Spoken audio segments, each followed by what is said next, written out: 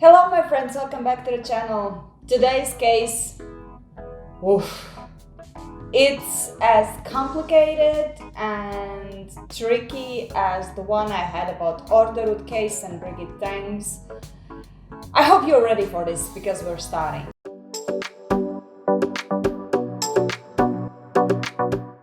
Remember the case of Torgersen that I had before? I'm gonna put the link below.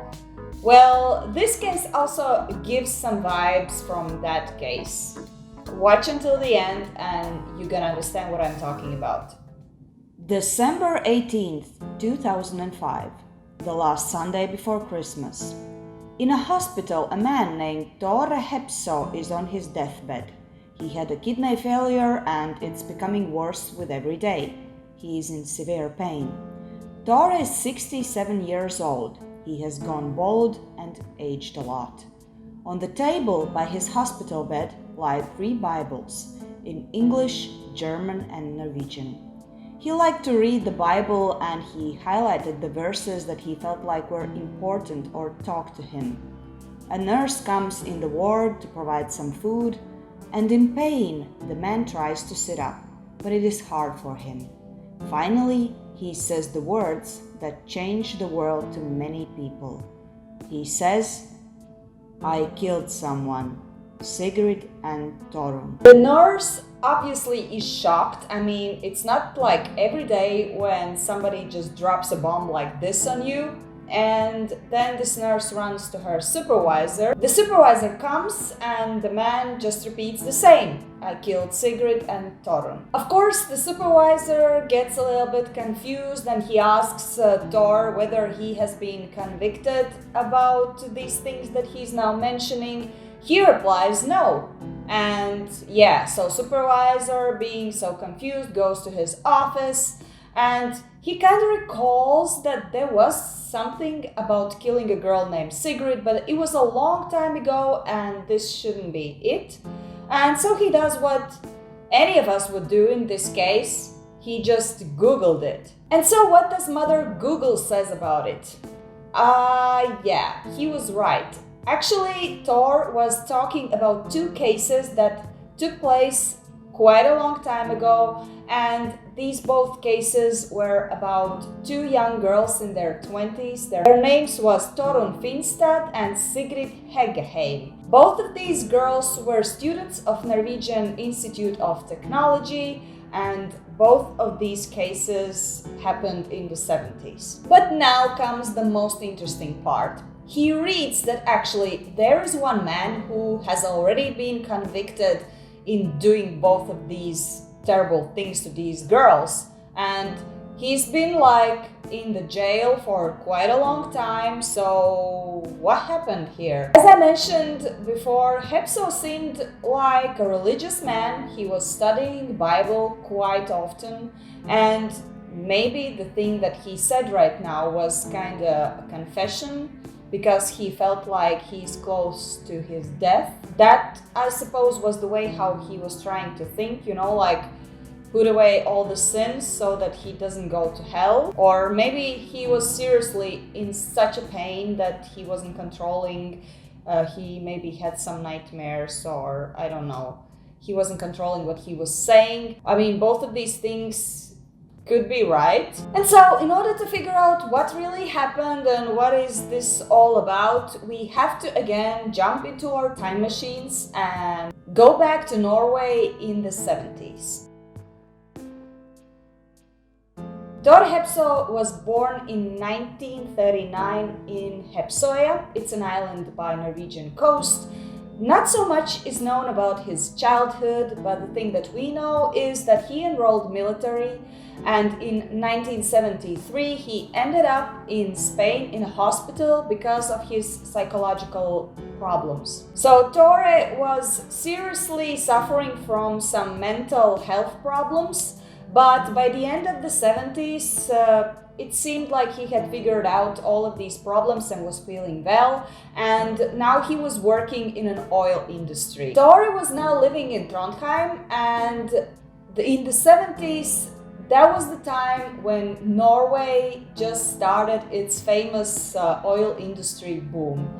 A little history time. So Norway is famous for being rich thanks to its oil, but most of us do not know that it actually started in 1969 when they found oil in the Northern Sea in an oil field called Ekofisk. This is the time when the real Norwegian oil history started, and on June 15, 1971 they started to get the oil from this place where they discovered the oil, and afterwards, like many new discoveries of oil were made in Norway. So here you go, that was like a short history of Norwegian oil. And let's move back to Tore Hepso. So Tore Hepso was actually working in this industry. Like, it's quite a harsh work, and allegedly he did not have any friends. The time that he was spending on the shore in Trondheim, that was quite a difficult time for him because he didn't have anyone just to hang around with, to talk to, or it was quite lonely for him. People said that this time when he was home, he was basically spending in local bars and drinking alcohol, and just reminding again that he also had some mental health problems, and that together with alcohol and the loneliness, I think all of that added up and simply kind of made him feel very depressed, sad, and devastated. Tore's supervisor on the platform said that in 1977, Tore became really distant from everything and everyone.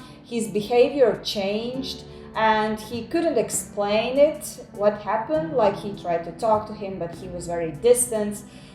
He later revealed that he felt like something was simply suffocating him from the inside, and this is why he was acting like this. He also mentioned that the way how Tore spoke sometimes creeped him out a lot, because there were moments when he was just talking some incoherent things. And yes, this weird behavior of Tore will make sense a little bit later in this video, so bear with me.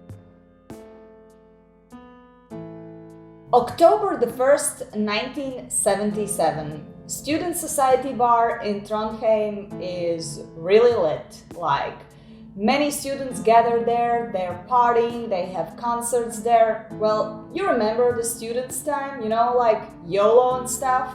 You've been there, and me too. On that night, allegedly around 2,000 people were partying there, so you know the thing, like dancing, socializing, drinking. Not that I'm promoting it here, but I'm just saying how it usually happens.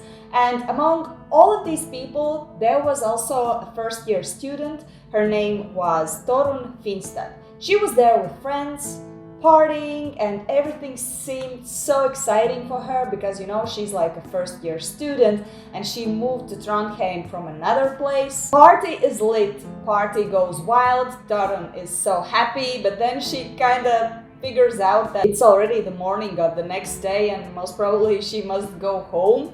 So she says goodbye to the friends, and yeah, that's, I guess, the last moment when somebody actually saw her alive. So her friends literally thought that she's just going home and this is where she finished that morning. But the actual thing is that she just disappeared.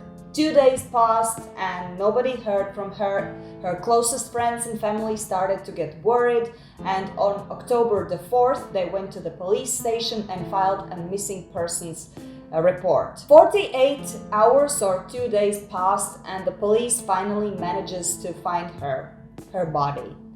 It seemed like she had been sexually assaulted and strangled.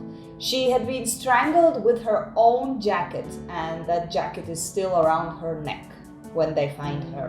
The police is alarmed by this thing and they really want to react sharply to this and start to get into this case as fast as possible. And indeed, after 24 hours, they already are arresting a man that's been on their radar for a long time already. His name was Fritz Moen. He was born in 1941 in a place that was around 600 kilometers away from Trondheim. He was characterized as a troubled man who was a real victim of the World War II. He was born to a Norwegian woman and a German soldier who was invading the country. Allegedly, after he came into this world, the childbirth of Fritz was really hard and he almost died, but somehow he managed to survive. But the result was that he had some hearing and speaking problems, so he was basically disabled and had some problems with learning at school, and because of that he also had some problems with discipline. And Fritz also had an injury. After this accident with moped, his right arm was simply paralyzed. In general, his childhood was really tough. That's like the softest way how to describe it. Allegedly, Fritz was acting like he did not really fit into the community, society in general, and also there have been situations when he tried to expose himself to some random women, and this in turn drew the attention of the police, especially after this murder took place. The police was thinking that maybe Fritz started to shift from the passive, kinda exposing himself to like active things, like now he started to really abuse women in real life, not to just flash himself. And so it was October the 7th when the police took him in the police station and they started to interrogate him. Fritz says that he actually has an alibi. He was at a friend's birthday party. So the police goes to the friend's house and interrogate all the people who were in this party, and it seems like really, yes, Fritz was there, and they acknowledge that since the moment when he came to the party, he didn't go anywhere and he was basically there until the morning of the next Sunday. But it appears that police did not really believe in that alibi. I don't know what was their problem, but they continued to interrogate him for several weeks. And I also wanted to remind you that Fritz was disabled with hearing and speaking. And imagine when you are interrogated and not really understanding what those people are actually asking you. But by the end, they brought in an interpreter that helped Fritz to understand more what they are asking. Yeah, and I think that this interrogation kind of brings back some kind of flashbacks from Birgit Teng's case. So if you haven't seen that, I will put the link below and you will understand what I'm talking about here. Some witnesses later on confessed that these interrogations were quite pushy. They were kind of trying to make Fritz to confess in doing this murder. And also some witnesses say that allegedly this interpreter that was brought in for him wasn't actually so much qualified, so he couldn't translate the real meaning what the police was saying. So maybe that was just like a trap for him. October the 9th, Fritz Moen actually confesses in killing Torun. But it's not enough for the police to kind of charge him with the murder. They need some kind of evidence or more information about how it happened. And Fritz tells that he kills Torun and he brings her body to the place where the police later found her, which was by the bridge. But I guess it's also not enough. You need some kind of solid evidence, and there weren't any. There weren't any forensic evidence on the crime scene or anything that related this murder to Fritz, except for the fact that police was suspecting him based on his background. So all in all, the only thing that the police had was Fritz's confession. And as a result, on May 29, 1978, Fritz Moen was convicted and sentenced to 21 years in prison for killing Torun. But let's take a little break and try to understand what is Tore doing during this time. Remember the man who made this deathbed confession? So in year 1979, which is a year after Fritz was put in prison for killing Torun, Tore had a mental breakdown at his workplace on the oil platform, and because of that he is put into a psychiatric hospital to heal himself. So he's basically there. And now that we know that, let's move back to Fritz Moen. Fritz being in prison really suffers a lot. Because of his disabilities, he's not able to communicate with anyone. There is no interpreter that could help him on a daily basis. So he doesn't have any friends or whatever you call them. And all the time he's basically spending alone and feeling really lonely. And he is isolating himself from anyone around him due to his problems, and each and every day for him is the same. It repeats again and again and again. Until 3 years after he had been in prison, something happens. He is again visited by the police, but this time not about the case for which he is already convicted, but about some other case that took place a little bit earlier. The police came to talk with Fritz about a cold case that took place in Trondheim in September 1976. Only now the police understood that actually the death that was taking place in September 1976 had so many similarities to the case of Torun for which Fritz was convicted. In 1976, there was another murder of a young girl who was in her 20s. Her name was Sigrid Heggheim. She was killed in the same manner as Torun. She was strangled and she was sexually assaulted. The only difference is that they found her body a little bit outside Trondheim, behind the petrol station. Her story is actually really strikingly similar to that of Torun. She was also kinda in Trondheim because of her studies. She moved from another city and she had been in a student society party that she left in the next morning around 2 a.m. and after she said goodbye to her friends, she was never seen again. So all in all, it really looks like the death of Sigrid is from the same person who killed Torun.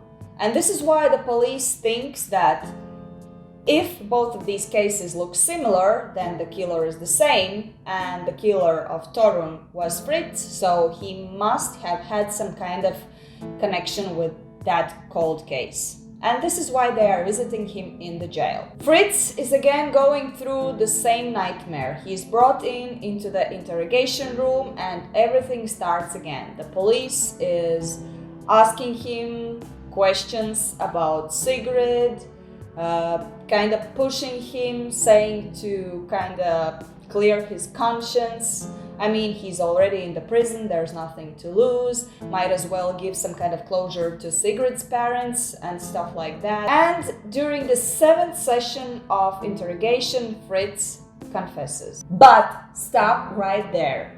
The thing is that during the interrogation of Fritz, there was no interpreter present. So, in general, we can assume that this poor man did not really understand what the police was telling to him, asking him, and he didn't really know what to reply. So we just have to rely on what the police is saying, that Fritz said that he killed also Sigrid. Can we rely on them without an interpreter? Nobody really cares about the details and situation how Fritz confessed, and this is why in 1941 he is again put on trial for killing another woman. Now he looks like a serial killer. However, the Sigrid's case has more to offer than the Torun's case. The defender comes into the courtroom and presents two very important forensic evidence. You see, in 1976, they actually found some blood samples in the crime scene.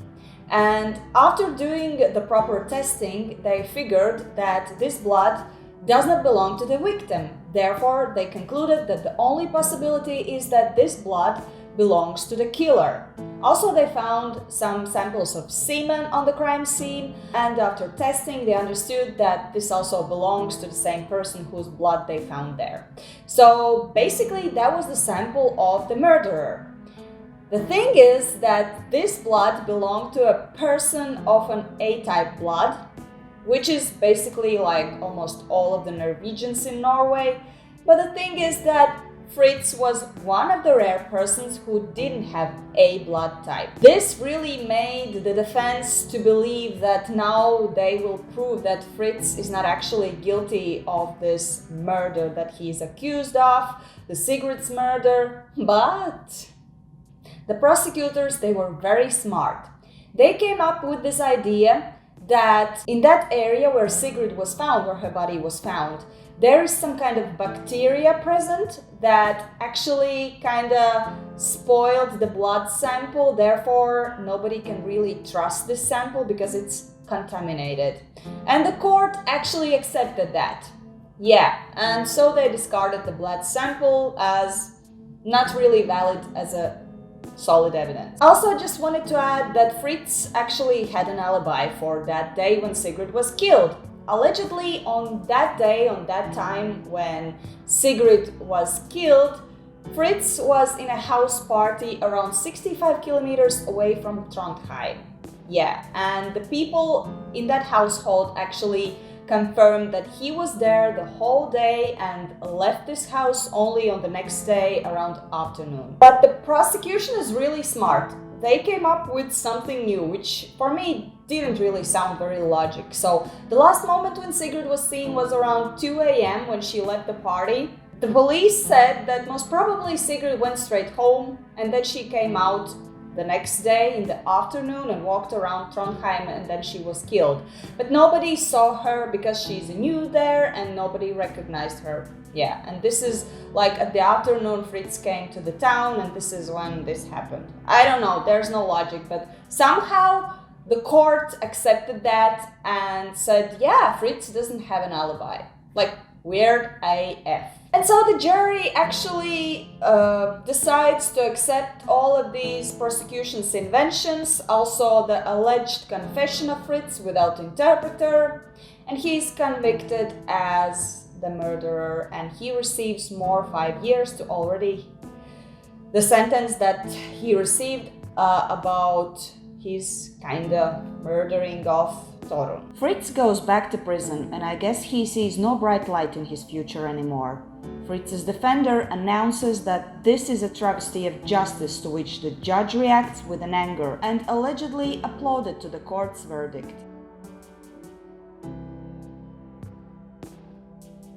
Tore is out of his psychiatric hospital and again kind of feeling well. In fact, in 1983, he actually got himself a girlfriend. Things really seem serious between them. She moves in his house. From the outside, it looks like a normal couple living a normal life happily together in one house. But behind those closed doors, things were really happening. Tore again started to have his mental breakdowns, and after 3 years together with Tore, the girlfriend finally started to speak out. She goes to the police station and says that Tore is actually being very aggressive against her. He is sometimes really attacking her and strangling her up to the moment when she's actually passing out. And afterwards, allegedly, he is actually forcing himself on her. She also said that sometimes he's even threatening to kill her, and while he's like being so physical against her, he's sometimes saying incoherent things like, in your eyes I see the fear and the looks of some other girl that I have been together with before. Just reminding that this was actually the first girlfriend of Tore. The police actually puts charges on Tore, but since there is no evidence that can prove all of the things that his girlfriend is saying about him, the case is dismissed. A year passes and Tore again finds himself in a mental facility because he had a breakdown, and allegedly during this time that he was spending in this mental facility, he confessed to one of the employees that all of the things that the girlfriend said to the police were actually true. After he leaves this mental facility, again feeling kind of well, he disappears and nobody really knows where he is and what is he doing. Fritz Moyen finally leaves the prison to serve the remaining years outside. And it happens in 1996 after he had spent in the prison 18 years. The past charges do not make his life easier. In 1996, 1.5 years after he is released, a district judge requests for further 5-year supervision on him because they consider he poses a threat on society. But then this thing happens and Fritz has a little light shining in his dark life again. A psychiatrist who worked with Fritz announces that he believes that he is innocent.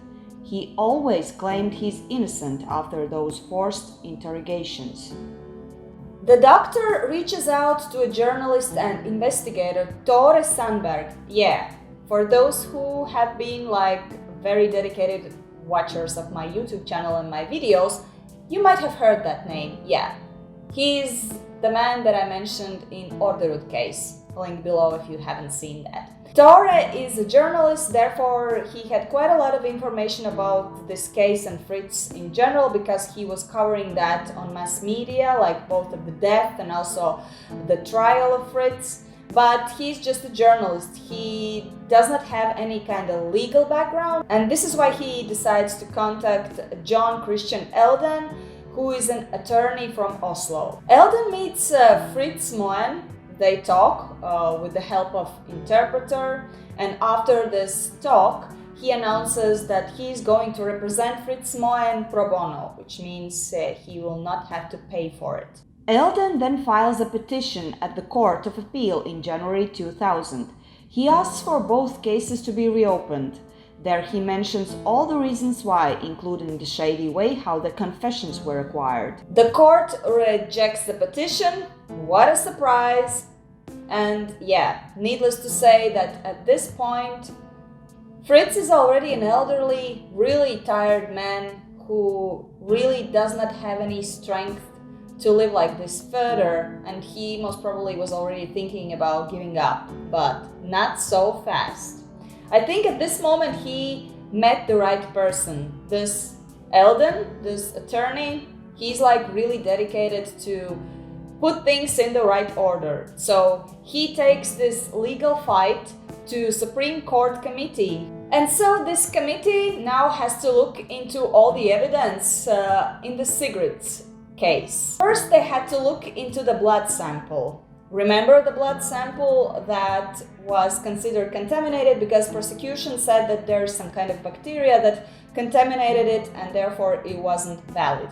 Yeah, and I also forgot to mention that this blood sample wasn't present by this time anymore. It kind of disappeared from the evidence. How convenient. Yeah. So this attorney Elden actually found an expert who proved that these kind of bacteria cannot really contaminate a blood sample at all. Yeah, that's huge. And this means that the blood, who was considered to belong to the murderer, and it was blood type A, wasn't Fritz's blood, because his blood type isn't A. And so in 2003, 26 years after the arrest of Fritz Moen, they are granting the reopening of the case. It's year 2004, now it's 27 years since the arrest of Fritz Moen, and there is a court, and everyone is waiting for the court's decision about Sigrid's case. Fritz Moen is sitting there looking really carefully what the interpreter is saying, because he cannot really understand without the help of interpreter, and he really waits because he really wants to believe that he's gonna be discharged of this murder. This might be the moment for him. And yes, he is discharged of being the murderer of Sigrid Heggheim. This is a shock. This is like a scandal. Fritz starts to cry after hearing this, after all of these years, finally. However, he still has to carry the burden of killing Torunn. And this is a completely different case. There is no real solid evidence, and Also, remember, Fritz described that he carried the body to the place where the body was found afterwards, and all of this is not really playing in favor of him. But the attorney, Mr. Eldon, don't wait too long to file a petition for Torrens case to the Norwegian Criminal Case Review Commission. They have the power to ask for reopening. And it happens. However, and this is so sad, whatever the outcome of this will be, Fritz will not be present to witness this and maybe cry his tears of joy again. Because in 2005, he dies from heart failure. He was 63 then. But Eldon and the journalists still are determined to fight for justice, so they continue what started. 9 months after Fritz Moen deceased, Tore Hepso dies of kidney failure in a hospital after what it seemed like a deathbed confession. But before that, remember the supervisor who heard his confession? He actually gets quite suspicious about that because Tore has been repeating this confession again and again and again. So the supervisor decides that he will call the hospital's chaplain, which is like the priest of the hospital, to come and talk to him. He comes to his ward, sits on his bed, and actually starts to listen to what Tore has to say to him. He confesses in killing a girl in Trondheim in the 70s and says that he thinks he have taken a life of another. And he continues to say that another man is serving the sentence of what he had done. I never told anyone about this before, he finishes his confession. After this, he asks the priest to break the rule of confidentiality a priest must obey after a person has confessed. He says this must be known to authorities because he knows that he will die soon and he will not have to suffer the consequences. The supervisor calls the police and says that there is a man on his deathbed and he wants to have some kind of confession to the police. The police arrives and they listen to what Tore has to say. He tells how on that night in 1976 he was so drunk that he barely remembers anything, but he remembers though that he met this beautiful girl and her name was Sigrid. He was so drunk, as I said, that he doesn't remember much, but the thing that he really remembers is that he killed her. He then moves to tell that a year or so later he meets another girl and he was also wasted, and he tells that her name was Torun, and he recalls how he really felt like she looked so similar to Sigrid, who he already had killed, and he kills Torun. And he also says that he did it by the bridge where Torun was actually found dead. And now the most spiciest thing. He reveals that he knows that there is another man who had been convicted of these murders and he's innocent. And he even mentioned his name, Fritz Moen. So that was his deathbed confession to the police, but in order to make all the bureaucracy and legal things, the police needs to know more details. It takes some time. However, they did not have the time because 2 days after this confession, as I mentioned, Tore died. The Norwegian Criminal Case Review Commission decides to include the confession of Tore Hepso in analyzing the Torun's case, and they finally manage to see the whole picture. There's this man who has showed violence for whole of his life and struggled with mental issues. Also, he went to facilities before and after the murders. The police managed to find Tore's diary and they see that actually on the day when the murders took place, Tore was in Trondheim, but there were no specifics that could really prove where and what he was doing. They also figure out that during this time when he was kind of disappeared, he lived in his parents' house. And so they went to that house maybe to find some kind of evidence, but they found that the house is simply burned down. The neighbors come and they say that shortly before Tore was sent to the hospital because of his kidney failure, he just simply burnt down the house and there were papers flying all around, so maybe he was trying to destroy some kind of evidence that he had there, I don't know, but yeah, he burned his house down. And on the other side, there is this man, Fritz Moen, who didn't really show any signs of violence. He was just a disabled man who had problems with fitting in the society, and maybe he had some kind of like mental breakdowns because of his flashing or whatever, but there weren't any like actual proof that he was actually touching any kind of woman. Maybe this is the case when the police actually took the first person that they were seeing as a possible suspect, and while concentrating so much on Fritz, they did not see that there is actually a person who suits more into being the murderer of both of these girls, a person who had signs of violence and real psychological problems. The commission discarded that both of these murders were committed by different people. They conclude that it was done by one person, and since Fritz was discarded from Sigrid's case, this means that he wasn't guilty also in Torrent's case. And so in 2006 they agreed to open the case, and 2 months after they acquit Fritz Moen from being guilty in Torrent's case. There were some punishments to people involved in the injustice. It appears that Trondheim police hid some evidence like Sigrid's diary that proved a lot in favor of Fritz, not even talking about the methods how they got out the confessions. But the weirdest thing is that this case now has been classified as unresolved. Although Fritz was acquitted as the murderer, they did not charge Tore. Why? Because the police do not want to make a case with a person who is already dead.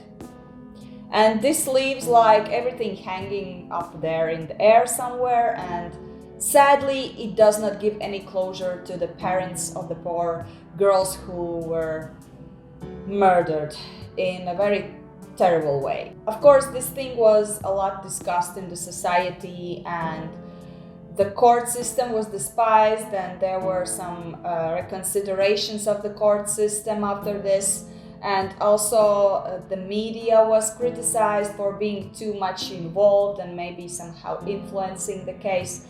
But all in all, the thing is that this case shows how these mistakes can simply make one's life miserable, and how much you have to concentrate on details in order to solve cases like this. I mean, I'm so interested to know what are you thinking about this case.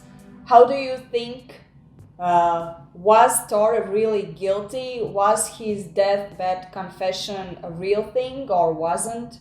How do you think if Fritz could be the guilty one? Because I've read different places on the internet, and there are people who still believe that Fritz actually was the guilty one, and of course there are people who believe that Tore was the guilty one. As if for me, I'm usually quite neutral, but in this case I'm kind of intended to believe that Tore was the guilty one, because he had been violent before and he's been talking about it in several places, and I think his confession was valid.